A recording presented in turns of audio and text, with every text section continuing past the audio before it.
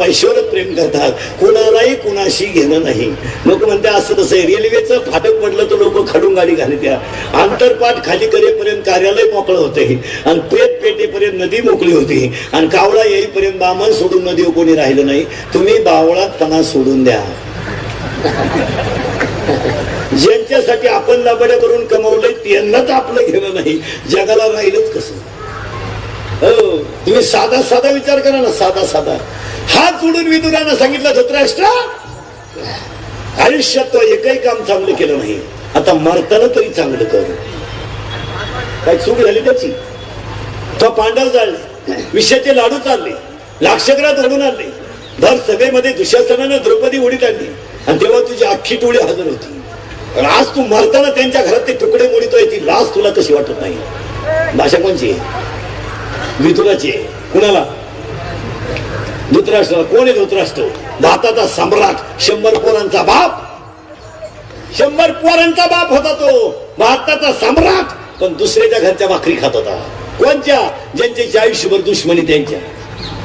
तो आंधळा धृतराष्ट्र याला म्हणला काय करू? विदुर म्हणला अरण्यात आहे आणि भजन कर, नीट मर. हा काय म्हणला माहिती का? दासीच्या पोरानं मला शिकवा इतका कच्चा आहे का मी? माणसाचा कार्यक्रम असा राहतो. मग तुझा तू पाय, मला काय गेलं? अशी जिरली. दुसऱ्या दिवशी सकाळी भीमाची गाठ पडली. तो कधी नंगट होता भीम. तो त्याला म्हणला आंधळ्या, आयुष्यभर आमच्याची दुश्मनी केली आणि आज आमच्या भाकरी जगतो, तुला लाज कशी वाटत नाही? म्हातारा एक वेळेत पाणी आलं, बांबवलं म्हातारा, इष्टीचा काय उपयोग नाही. शेवटी भीमानं त्याला काय सांगितलं माहिती का? तू आज माझ्या घरातलं जे अन्न खातो ना, त्या प्रत्येक अन्नाचा घास आम्हाला दिलेल्या तळतळाटाचा आहे, तुला लकलाभ नाही होणार.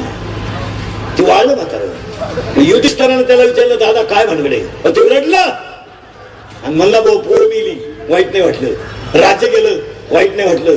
जेवताना भीम बोलू तर तेवढं बंद करा. केवढं पडली गंमत. घरी फुगिरलंय. मग त्या भीमाला युधिष्ठिरानं जाऊन सांगितलं, भीमा अरे जेवताना कुठं बोलत असतात का? तो गाडी अर्ध्या गावची खबर होती. तब्येतीत मोकारण, डोक्यात कमी. म्हणजे ज्या भैमुखाला पाला जास्त त्याला शंका कमी. यानं असा विचार केला. तो म्हणला, भीमाला त्या सांगितलं जेवताना कुठे बोलत असतात का? तर भीमानं असा अर्थ लावला, जेवताना बोलायचं नाही ना, जेवायच्या अगोदर 10 मिनिटं. तो घरी मूड मध्ये होता. त्यानं दुसऱ्या दिवशीच म्हातारा गाठवलं सकाळी आणि मला आंधळ्या, आमच्या भावात मारा मारायला येतो का? तो मला खायला तो अन्न नाही, खायला काय लागतो? त्या भीमानं त्याला असा दम दिला, 100 पोरं मी मारली.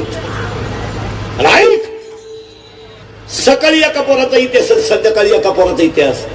50 दिवस म्हातारा त्यानं बिन भाकरीचं मारलं मला. शेवटी ऐका, भयान रात्री धृतराष्ट्र उठला. पोटात अन्नाचा कंड होता, डोळ्याने दिसत नव्हतं. आंधळा धृतराष्ट्र घराच्या बाहेर पडला आणि अरण्यात गेला. झाडाला धक्का लागला. महाराज, कर्मगती माणसाला सोडित नाही. आग लागली झाडाला, आग. चटका बसला आणि भारताचा सम्राट धृतराष्ट्र अरण्यात जळून मेला. आणि 100 पोरांचा बाप धृतराष्ट्र अरण्यात जळून मेला. आणि ज्यांच्या घरात बसायला टाकायला काही नव्हतं त्यांना वैकुंठाला न्यायला देव आला. हा जगाचा इतिहास. दोन्ही चित्र डोळ्यापुढे आला. तुकोबारायच्या घरात पाणी भिजवलेल्या कण्या खाल्या देवाच्या, पण तुकोबारायला वैकुंठाला न्यायला कोण आलं? देव. आणि 100 पोरांचा बाप धृतराष्ट्र अरण्यात जळून मेला. दोघांची तुलना आज दुपारी निवांत बसल्यावर करा. याच्यापैकी योग्य माप कोणाचं? चला पुढे. धृतराष्ट्र होता तो. पुढे ऐका आता मला आता शिक दुसऱ्या मुद्द्यावर आलो आपण. तर 2 आता मोठ्यानं करेक्ट. हाताला 2. आता गडबड नका. हाताला 2. आता शिक 2. मग घ्या लिहून परत. पहिलं जग शून्य होतं, तयार झालं ब्रह्म. ब्रह्माला चिटकली माया, आणि म्हणून आज माया आहे. नाही तर माया नसली काय कोणाला वेळ नाही मला. म्हातारी माणसं सुद्धा अजून 2 वर्षाच्या आत झोपताना असं झोपत जा. याला मोकळं ठेवू नका. याला एक आज दुपारी चंबारा कोण कव्हर करून घ्या. हा केव्हाही जाऊ शकतो. याला सध्या फार मोठा धोका आहे. याला कापून देतील पोरं, कापून आणि डायरेक्ट त्याला देतील. गट नंबर 13, सर्व नंबर 22, 29 आर उडून गेला म्हातारा. इतकं. आणि दिलेला अंक त्याला ती परत सुद्धा देणार नाही. त्याच्याच फाईल मध्ये ठेवील आणि अख्ख्या वार्डाला वापरील. काळ बदललाय. काळ बदललाय. आणि याला एकमेव कारण नीती संपली.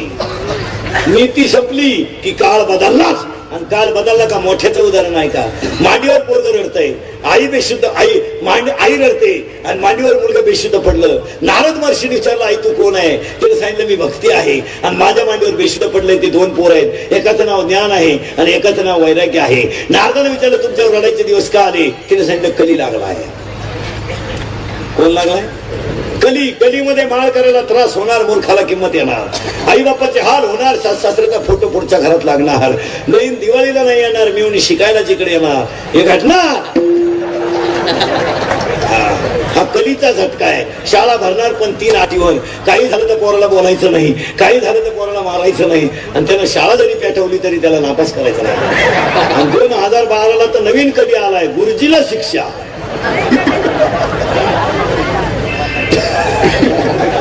जर पोरानं गुरुजीला मारायचं नाही पोरानं गुरुजीला मारलं तर चालेल गुरुजीने पोराला अजून 2015ला कली धुंद होणार आता शिक इतकलेचे टाईट होते टाईट इतकं जे असं कबर बांडे आतली चड्डी नाही मोकळं हातो चैन उघडी उगत रातळ एवढं ₹2 क्वार्टर म्हणजे म्हणते जिंदगी नाही बरबाद झाली इतकंच रातळ उगाच कबर बांड जिंदगी नाही बरबाद झाली काय झालं नाही हृदयाला माझ्या जखम झाली जखम दुसरीकडे नाही जायचं हृदयाला अरे झालं काय हे फक्त दारूला मलाच माहिती माझं दुःख फक्त दारूच हलकं करू शकते अरे पिस्तुल्या झालं काय 10वी पर्यंत माझ्या संग राहिली 12वीला त्याच्या गाडीवर बसली त्याच्यामुळे माझी जिंदगी बरबाद इतकं येड आहे ते गाणे ऐकायचं आणलं इकडून कानात घालतोय सायकलीवर चाललं तर लुटून दिलं तर बाजूला होत नाही अशी करत होती गाडी आली न उभी होती ती उभं होतं स्टँडवर एसटी आली मी गेली परत आली गाणं लागलं मूड मध्ये ते असत त्यांनी खरं 3 पिनचं नियोजन करायला पाहिजे 3 पिन चार्जरची गरज नाही तोंड